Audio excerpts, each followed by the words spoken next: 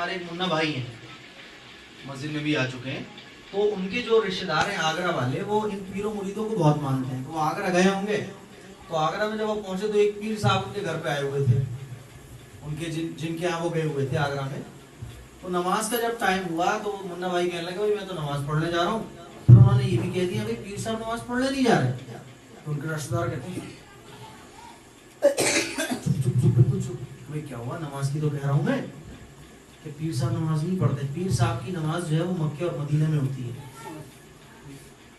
تو وہ کہنے لگے اچھا وہ بڑے چالاک ہیں، چالاک بھی ہیں اور فٹاک سے جو ہے آدمی کو جواب بھی دے دیتے ہیں. تو انہوں نے کہا فٹاک سے انہوں نے جیب میں 100 روپے نکالے اور 100 روپے نکال کے کہا یار جب تمہارے پیر صاحب مکے اور مدینے میں جا کے نماز پڑھتے ہیں میرے لیے اجوا کھجور منگوا دو یار 100 روپے اجوا کھجور منگوا دو میرے لیے. اب وہ چپ، اجوا کھجور کہاں سے؟ جب پیر صاحب مکے اور مدینے میں جا کے نماز پڑھ سکتے ہیں تو 100 روپے کی اجوا کھجور نہیں لا سکتے بھائی؟ بتاؤ آپ، اتنے کلومیٹر دور سعودی عرب رکھا ہے، مکہ اور مدینہ رکھا ہے، مسجد حرام مسجد نبوی 30 کلومیٹر دور ہے، تو پھر بھیا جاؤ اور کھجور لا کے دے دو، کیا دقت ہے؟ زمزم لا کے دے دو. پیر صاحب پیر صاحب جو ہے نا سمجھ گئے کہ آدمی بڑا خطرناک ہے. پیر صاحب نے جو کام میں کچھ پھسپھسایا ہوگا تو وہ لوگ ان کو باہر لے گئے کہ بھیا آپ ادھر آ جاؤ، بلا وجہ ہمارے پیر صاحب ناراض ہیں. یہ سسٹم چل رہا ہے. اصل میں ڈر کا دھندا ہے. دیکھو جب تک لوگوں کے دلوں میں ڈر پیدا نہیں کیا جائے گا کسی کا دھندا نہیں چل سکتا. تعویذ والا اس کا دھندا کب چلے گا؟ جب وہ آپ کے اوپر جادو کو ثابت کر دے گا. ارے بات ہے نہیں ہے. اگر آپ کو وہ یہ کہہ دے کہ آپ صحیح سلامت ہو تو اس کا دھندا چلے گا؟ نہیں چلے گا. اس کا دھندا کب چلے گا؟ جب وہ آپ کے اوپر کالا جادو ثابت کر دے گا، تبھی تو آپ اس سے علاج کرواؤ گے. اور اگر آپ کو یہ کہہ دے کہ آپ تو فٹ ہو ایک دم بہترین ہو، آپ کے اوپر کوئی جادو وادو نہیں ہے، تو اس کی دکان چلے گی؟ نہیں چلے گی. اس کی دکان کب چلے گی؟ آپ اس کے کسٹمر کب بنو گے؟ جب وہ آپ کے اوپر یہ ثابت کر دے گا کہ آپ کے اوپر کالا جادو ہے. اور کالے جادو کو ثابت کرنے کے لیے وہ آپ کے گھر میں پرچے پڑوائے گا تاکہ آپ اس کی کسٹمر بنو، اور اسی کے کسٹمر بنانے والا آپ کے گھر میں وہ پرچے ڈالے گا. پھر آپ کو وہ یہ فیل کرائے گا کہ بھائی آپ کی جو طبیعت ٹھیک نہیں رہتی اس کی وجہ یہ ہے کہ آپ کے اوپر کالا جادو ہے. اس کو آپ اپنا ہمدرد سمجھو گے، آپ اس سے پوچھو گے بھائی کہاں جاؤں، کہ وہ پیر صاحب ان کے پاس چلو. وہ آپ کو پیر صاحب کے پاس لے کے جائے گا. اب پیر صاحب یہ پوری پلاننگ کے ساتھ آپ کو اپنا کسٹمر بنائیں گے اور آپ کے اوپر کالا جادو ثابت کر دیں گے. اب آپ ان کے کسٹمر ہو گئے. ورنہ میرے عزیز بھائیوں حقیقت یہ ہے کہ یہ خود جو ہے نا ڈھونگی ہوتے ہیں، ان کا کوئی دین دھرم نہیں ہوتا. ایک میں اپنے ابو کا قصہ سنا دوں، اس کے بعد میں بات ختم کروں گا، بہت ٹائم ہو رہا ہے. ایک جو ہے ادھر یہ جو درگیش نگر ہے نا، وہاں ایک آدمی آ گیا اور وہ پیسے لے کے سب کی بھوشیواڑی بتا رہا تھا، تمہارے ساتھ یہ ہوگا، تمہارے ساتھ وہ ہوگا، تمہارے ساتھ یہ ہو چکا ہے. اچھا ایسے جو لوگ ہوتے ہیں، جیسے آپ نے بہت سارے لوگ دیکھے ہوں گے جو آپ کی پچھلی زندگی کے بارے میں کچھ چیزیں آپ کو بتا دیتے ہیں. وہ یہ بتا دیں گے کہ 10 سال پہلے آپ کے ساتھ کوئی حادثہ ہوا تھا.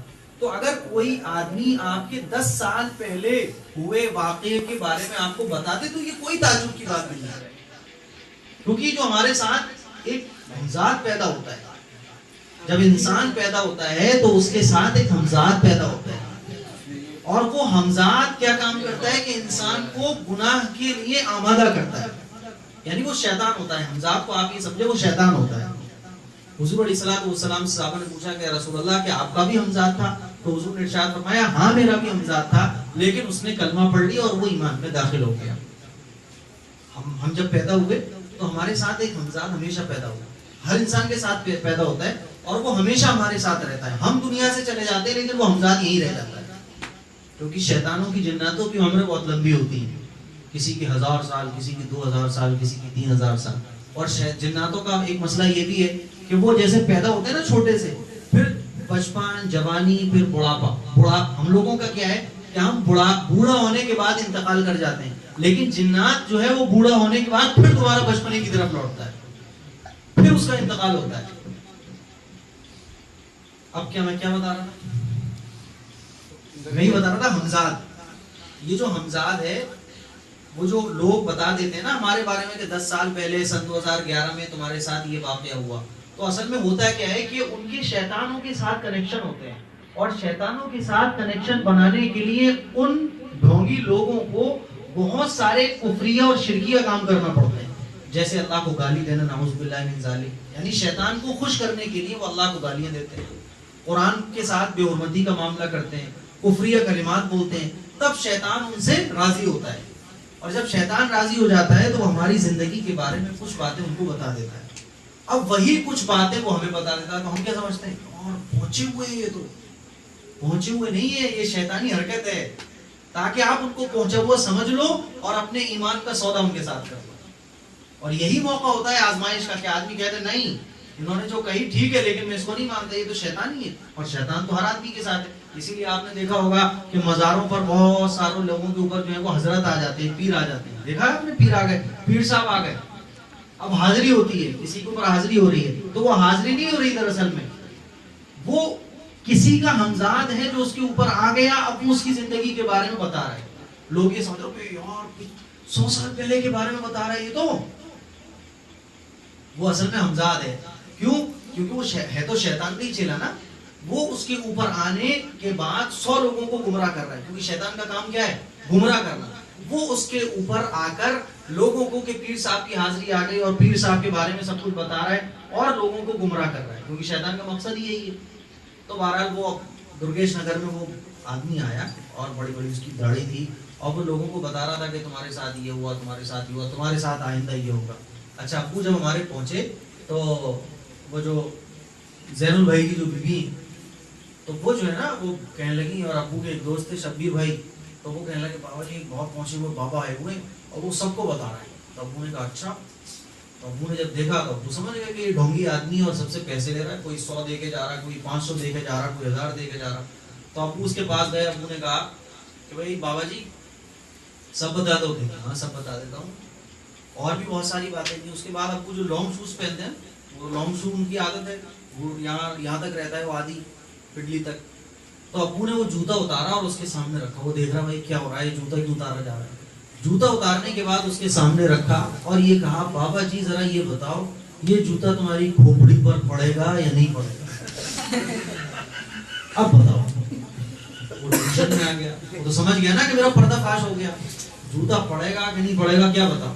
اس نے سب مجمع کے سامنے ابو کے پاؤں پکڑ لیے، کہنے لگا آج کے بعد کبھی اس محلے میں نہیں ہے۔ اب سب لوگ دیکھ رہے ہیں بھائی یہ کیا چکر ہے، ابھی تو ہماری بھوشواڑیاں کر رہا تھا، اب یہ پیر پکڑے بیٹھا ہے۔ توبہ کری، اس نے کہا کہ میں ڈھونگی ہوں، میں آپ کو بے وقوف بنا رہا تھا، سب کے پیسے واپس کیے کہ آپ کبھی نہیں ہوگی۔ تھوڑی سی سمجھداری کی بات ہوتی ہے۔ اب دیکھو اگر وہاں ابو نہیں پہنچتے، وہاں اگر یہ چیز ظاہر نہیں ہوتی تو اس کو لوگ بابا سمجھتے رہتے اور اپنے ایمان کا سودا کرتے رہتے۔ تو چیزوں کے پیچھے وہی ہے، ہر آدمی اپنا فائدہ آپ سے چاہ رہا ہے، ہر آدمی آپ کو کسٹمر بنانا چاہ رہا ہے، ہر آدمی آپ کو، بہت کم لوگ ایسے ہیں جو آپ کو رسول اللہ صلی اللہ علیہ وسلم سے جوڑنے کی کوشش کریں گے، ورنہ آج کے ٹائم میں ہر آدمی آپ کو اپنا کسٹمر، اپنا خادم، اپنا خدمت گزار اور ساتھ پیر دبانے والا، مالش کروانے والا اور دن بھر بھاگا دوڑی کرانے والا۔ اسی لیے میرے عزیز بھائیوں ان چیزوں کو آپ سمجھو اور اپنا عقیدہ درست رہو۔ اللہ تعالیٰ ہم سب کو جتنی بھی باتیں ہم لوگوں نے سنی ہیں اس پر عمل کرنے کی توفیق، اور انشاءاللہ یہ لینٹر پڑ جائے گا نا مسجد کا، تو قرآن تو آپ لوگ پڑھنے آ ہی رہے ہو۔ مفتی تنویر صاحب جو کہ خلیفہ مجاز حضرت مولانا عقیل الرحمان صاحب کے بہت بڑے اللہ والے بزرگ ہیں۔ اچھا کچھ لوگ تو ہوتے ہیں جو اپنی بزرگیت کو ظاہر کرتے ہیں، وہ بزرگ ایسے ہیں جو اپنی بزرگیت کو ظاہر ہی نہیں کرتے، بلکہ وہ کہتے ہیں نہیں کوئی بات نہیں۔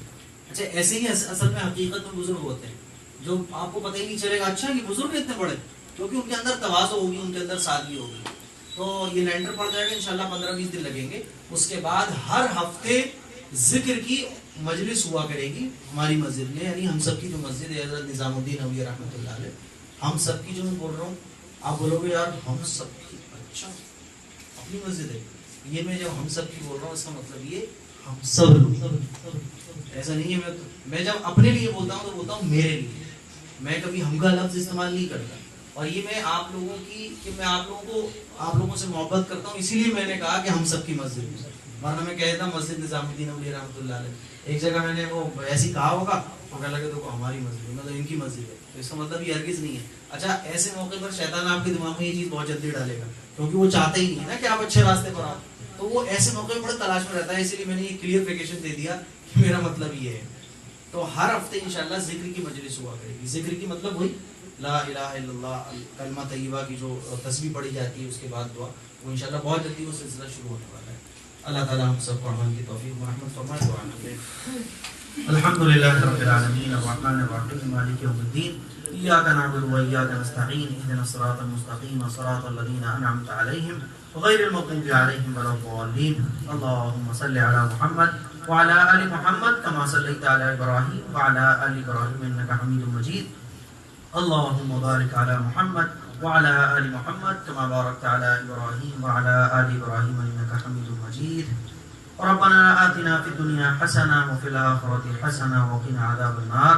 اے اللہ ہم سب نوجوان تیرے سامنے بیٹھے ہیں, تیرے نبی کی باتیں ہم نے سنی, عقائد کی باتیں سنی. اللہ ہم سب اپنی مغفرت چاہتے ہیں. اے اللہ ہم آخرت بنانا چاہتے ہیں. اللہ تیرے نبی کے راستے پر چلنا چاہتے ہیں. اے اللہ تو ہمیں نبی کے راستے پر چلنے کی توفیق عنایت فرما.